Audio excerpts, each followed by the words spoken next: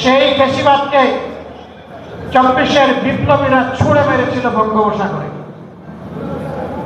নালায় নর্দমায় ফেলে দিয়েছিল।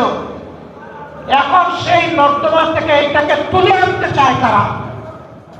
মনে রাখা দরকার, এই প্রজন্ম প্রমাণ করে দিয়েছে, এই প্রজন্ম যখন জেগে উঠে তখন মাসের পর মাস আর বছরের পর বছর আন্দোলন করার প্রয়োজন হয় না।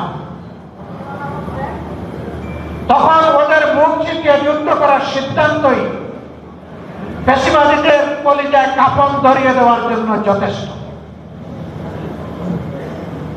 আমরা বিশ্বাস করি এই প্রজন্ম যথাযথভাবে ফ্যাসিবাদের বিরুদ্ধে এখনো তাদের অবস্থান স্পষ্ট।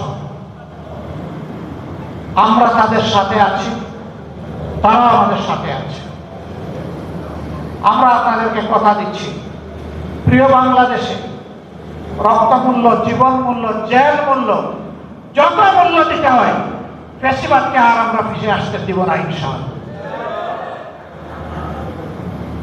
এবং এই লড়াই কোনো দলের জন্য নয়, গোষ্ঠীর জন্য নয়, ব্যক্তির জন্য।